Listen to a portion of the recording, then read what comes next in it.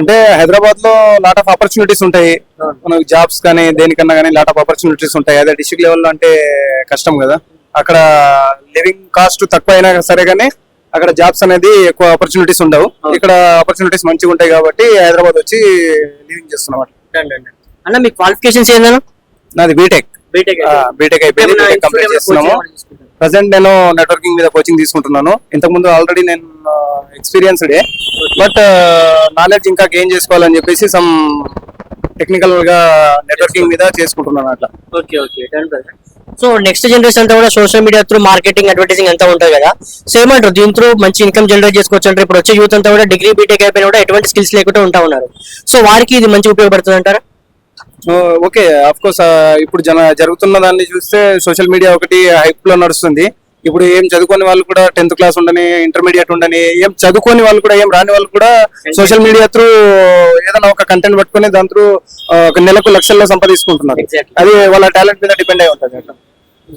Okay, రాబోయే generation లో అంటే ఇప్పుడు ఏఐ వస్తుంది కాబట్టి మేబీ సోషల్ మీడియాలో కొద్దిగా ఏమన్నా హెచ్చు తగ్గులు అవ్వచ్చు.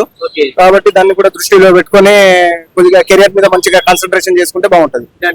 బ్రదర్ మీరు అన్నారు ఏ వచ్చిందని చెప్పేసి, వచ్చినటువంటి ఏ వల్ల జాబ్ ఎంప్లాయ్మెంట్ వర్క్ అనేది తగ్గుద్దని నేను అంటే దీనికి అగ్రీ చేస్తారా?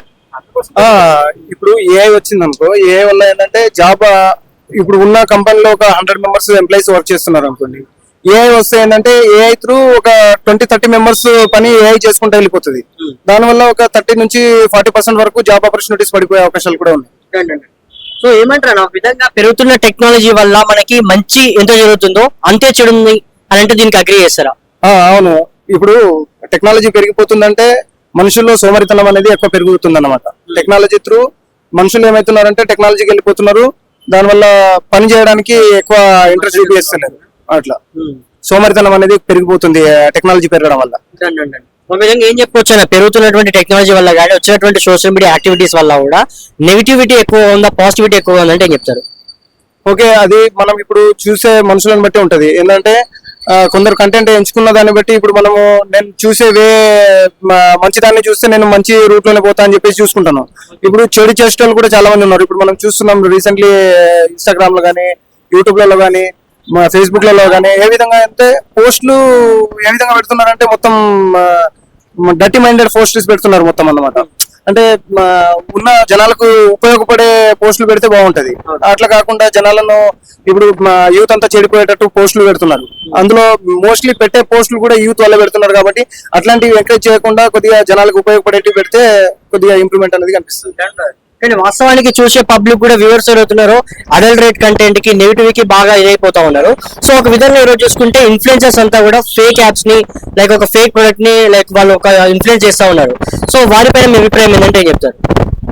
అవును, ఇప్పుడు ఈ జరుగుతున్న రోజుల్లో ఎట్లా ఉన్నదంటే సెక్యూరిటీ ఏం చేస్తున్నాడంటే ఇప్పుడు మన పక్కన నిలబడి మన దగ్గర నుంచి ఫోన్ తీసుకొని కూడా ఫోన్ మాట్లాడతామని చెప్పేసి ఫోన్ తీసుకొని కూడా వాళ్ళు మన ఫోన్ లో స్కామ్ చేసేసి తీసేసుకుంటారు. జస్ట్ ఫోన్ మాట్లాడి వాళ్ళ ఫ్రెండ్స్ కే ఫోన్ చేసుకుంటారు. వచ్చిన ఓటీపీ మనకు కనిపించకుండానే ఓటీపీ చెప్పేసి మన దగ్గర స్కామ్ చేసే యాప్లు చాలా వచ్చినాయి బయట. వాటి వల్ల మనం కొద్దిగా జాగ్రత్త ఉండి ఎవరిని నమ్మకూడదు అనమాట. ఈ టెక్నాలజీ పెరిగిన దాంట్లో ఇప్పుడు ఎవరిని నమ్మే ఛాన్స్ లేదు. ఎంత ఫ్రెండ్ అయినా సరే కానీ ఎవరిని నమ్మకూడదు, ఎందుకంటే అది మనకే లాస్.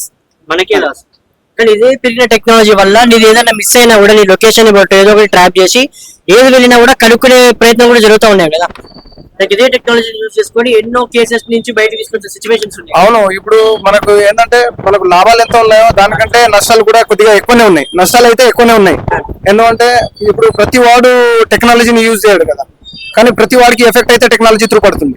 అది అన్న వాస్తవానికి ఇప్పుడు హైదరాబాద్ లో స్టూడెంట్ స్ట్రగ్లింగ్ లైఫ్ ఎలా అంటే చెప్తాను. ఎందుకంటే ఆల్మోస్ట్ డిగ్రీ బీటెక్ అయిపోయి కూడా జాబ్ ఆపర్చునిటీస్ లేక, ఎంప్లాయ్మెంట్ కి ఛాన్సెస్ లేక, నోటిఫికేషన్స్ లేక స్విగ్గీ, ఊబర్, ర్యాపిడో అని చెప్పి యూత్ చాలా కష్టపడుతూ ఉన్నారు. యూత్ స్ట్రగ్లింగ్ లైఫ్ ఎలా ఉందంటే ఏం చెప్తాం?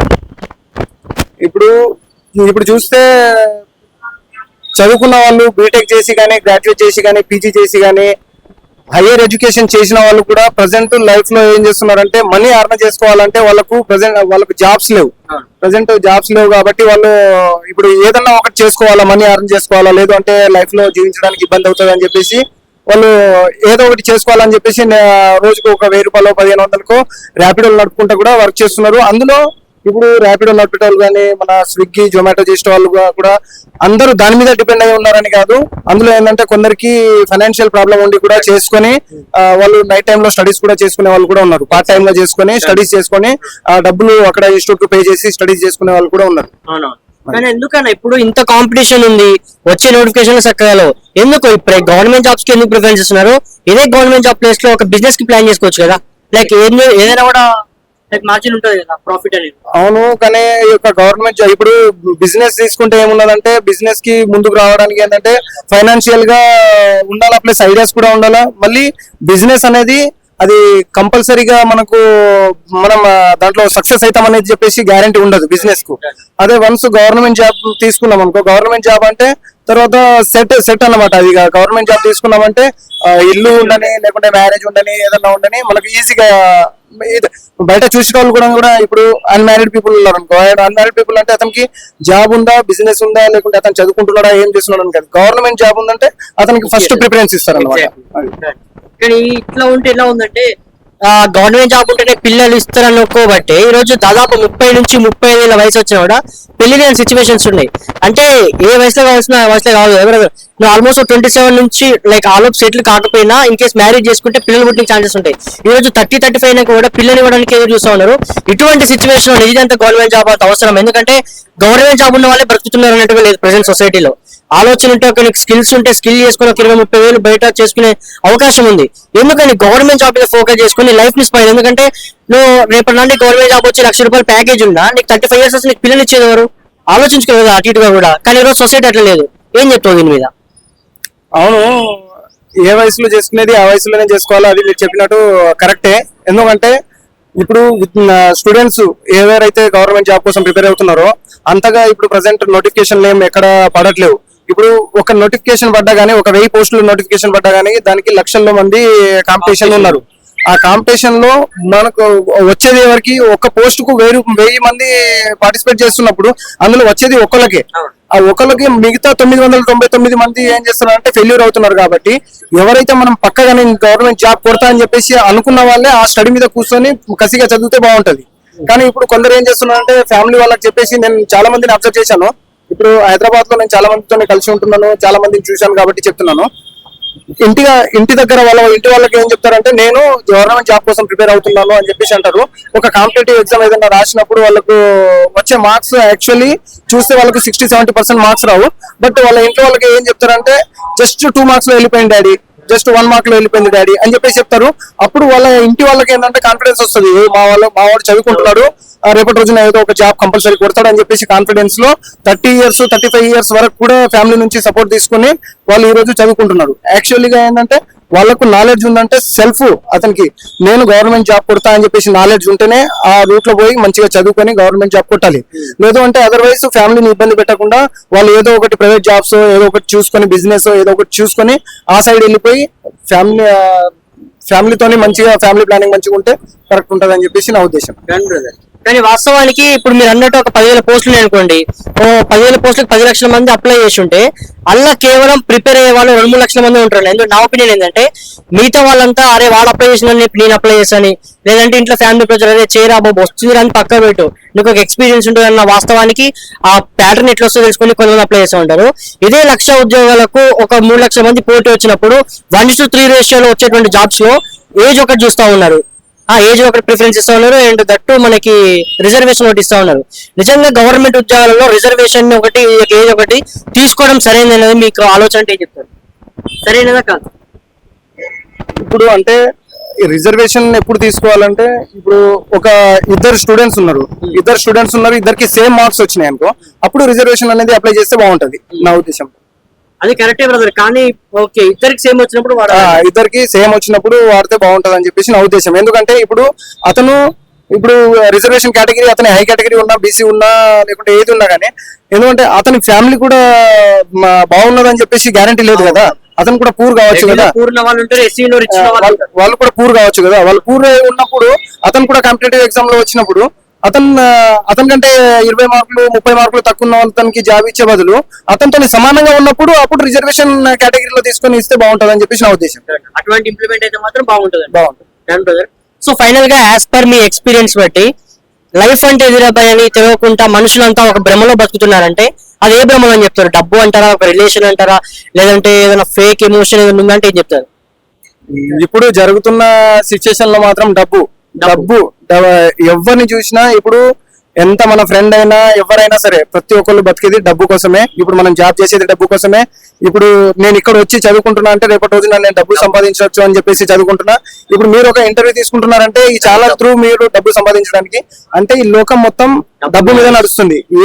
మీరు ఏ చేసినా డబ్బు కోసమే జరుగుతుంది. అట్లా అని చెప్పి డబ్బు సంపాదన కోసం ఏం చేసినా తప్పు లేదంటారా? లేదు లేదు, కొన్ని ఇప్పుడు సొసైటీలో ఏ విధంగా అయితే బతకలనో ఆ సొసైటీని ఇబ్బంది పెట్టకుండా మనము డబ్బు ఎర్న్ చేసుకునే బదులు డబ్బు ఎర్న్ చేసుకోవాలంటే కొన్ని పద్ధతులు ఉంటాయి. ఆ పద్ధతులతోనే కొన్ని ఫార్మాట్లు ఉంటాయి కదా, ఆ ఫార్మాట్లతో త్రూ చేసుకుంటే బాగుంటది.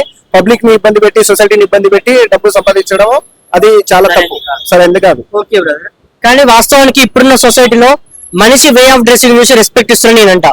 దీనికి మీరు ఏమంటారు? ఇంకోటి ఏంటంటే మీ దగ్గర డబ్బు ఉంటేనే నీ దగ్గరకు వస్తూ ఉంటారు. So as per your experience నీ లైఫ్ లో నీకు డబ్బు ఎక్కువ ఇంపార్టెన్స్, టైం ఎక్కువ ఇంపార్టెన్స్, లేదా ఒక రిలేషన్ ఎక్కువ ఇంపార్టెన్స్ అంటే ఏం చెప్తారు? నాకు అన్నిటికంటే టైం ఎక్కువ ఇంపార్టెంట్.